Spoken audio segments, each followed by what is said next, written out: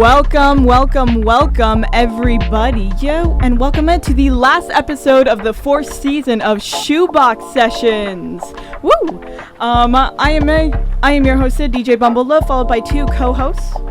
I am DJ Ham and Cheese. And I am DJ Jelly. All right, and would our guests like to introduce themselves? Right. Just pull it up. Yeah. I didn't predict the mic would be that hard to fall out. All right, we're the Backburners. Ooh. My name is Brian. I'll pass it on. I'm the guitar player here. Hey, I'm Devaney. I'm the drummer. I'm Chris Miller, and I play the keys. Chris Miller. And I am Peter. I play the bass. Nice. Well, thank you guys again for being able to come here. We really appreciate y'all coming down to our little studio in Sacramento. So, first and foremost, where's the name the Backburners come from? That'll go to Devaney. The original iteration of the band, the guy who kind of started it all, his name was Nacho, and he just had this thing come to him where he had a friend of his named Lola, and he wanted to put a band together with a sort of a front person, and he just thought Lola and the Backburners sounded really sweet, and it didn't end up actually coming to fruition with Lola and having her front the band, but that was kind of the genesis of that name. 2 years. I did not know that. It's always fun hearing the backstory of any really band name. Now, I have a very, very important question to you guys that has been battled on for ages. Does pineapple really belong on pizza? No. Yes. No. I used to not be a fan because most people put pineapple on pizza with ham, and I discovered a few years ago that pineapple only belongs on pizza with pepperoni. And jalapeno. I was almost with you. So, that's the hot take. The sweet and the salty. Yeah. I can't go for it, but the sweet and salty. Yeah, I can't do it. It's sweet and salty. Why would you do that? What is your reasoning? The definitive against? answer is no, because pineapple doesn't go on pizza. Sweet and salty and sour, like pizza is inherently a savory food, you know? Yeah. And like you have like the acidity of tomatoes that's complemented by the cheese, and all of a sudden you're gonna throw this like sour sweet fruit on top of it. I feel like when you do that, though, you're boxing pizza in. But that's what you do with pizza. You serve it in a box. It's a metaphor. Okay. I get what you're saying. Yeah. Any other takes? I agree with that. Wait, am I the only Hey, sick bird. Odd man out. Pineapple and bacon. I think that's the way to go. Yeah, there it is. All right. So just to get us started, I can switch mics. That's so crazy. So, can you guys introduce the song you're going to start us out with? Yeah. We're just going to be playing Crazy Race by, D'Angelo? Yeah, we're doing a little cover of it. Of course, we don't got a singer, but we'll make up for it. All right. Let's hear it.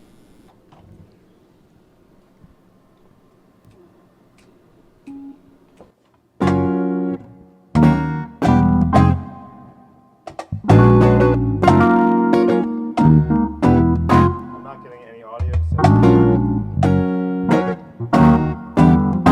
my own. Okay, better.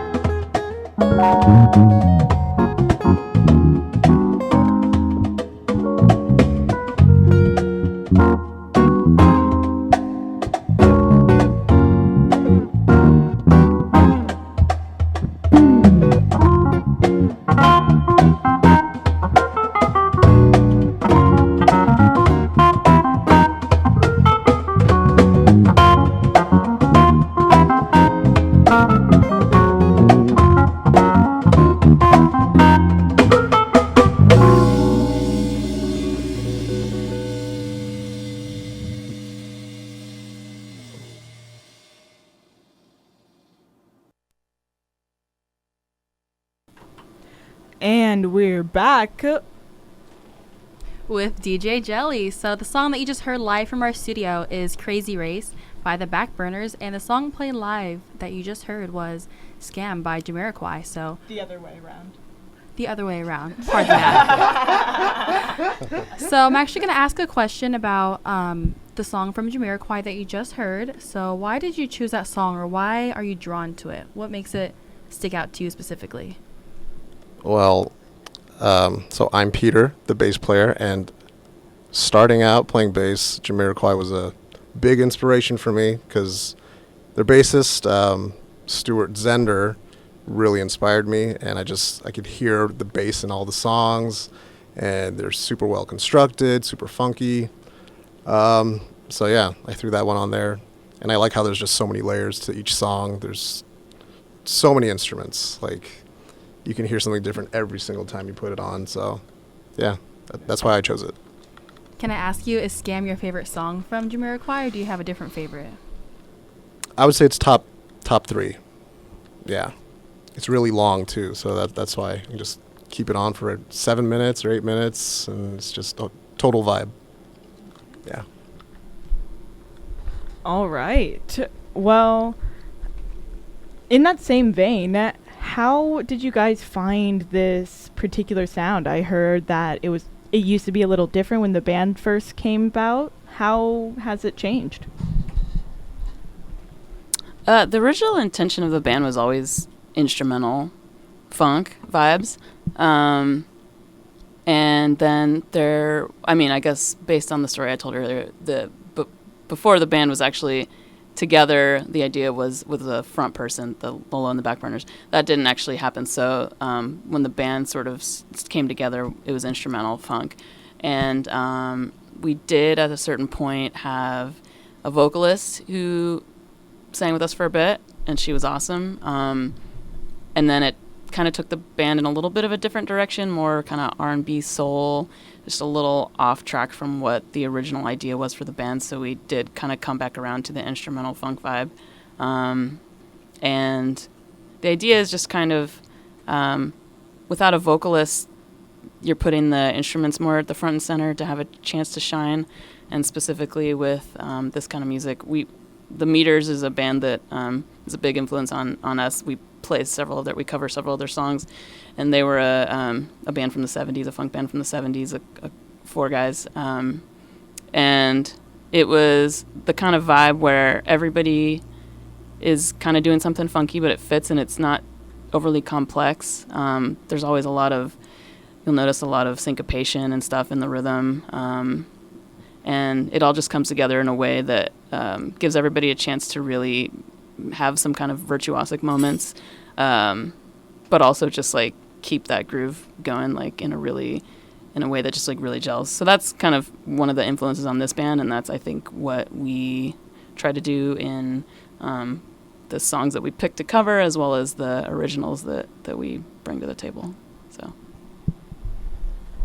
Awesome. What song are you guys going to play next? Well, This next one is an original by our bassist that you just heard from, Peter, and it's called Disco House.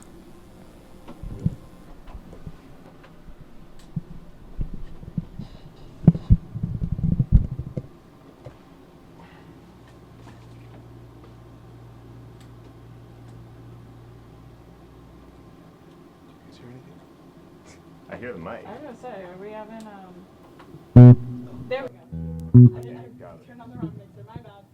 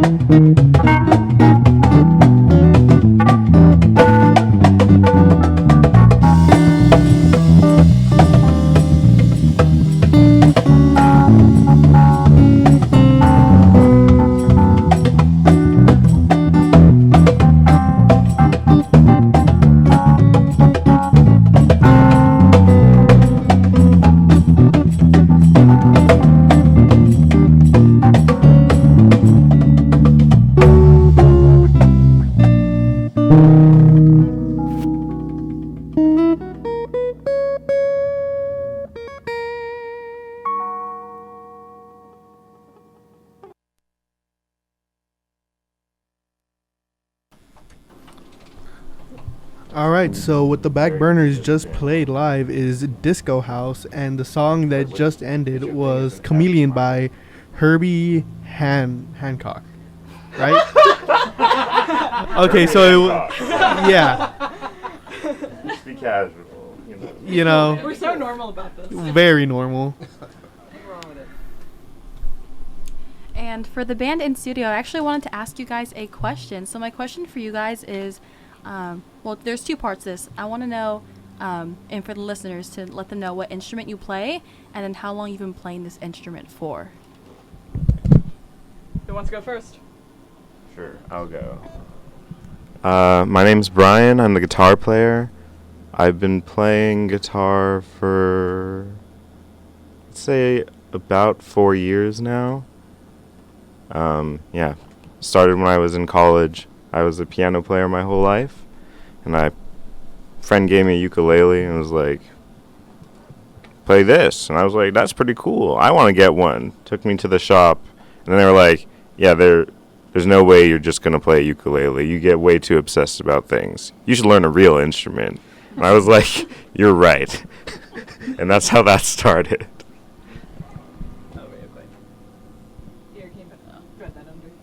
Under, got it. Yeah. I'm Devaney. I'm the drummer. I'm playing the cajon today in the studio, but normally I play the full kit with this band. But I have been playing drums since 5th grade, since I was 10. Played all the way through high school, did all the marching band stuff and all the bands, jazz band, wind ensemble and all that. And then continued through college and got a degree in percussion performance, which is useless, but nevertheless. Really good at hitting things. Yeah. So, yeah. Oh, fancy. And I'm Chris, the keyboard player. And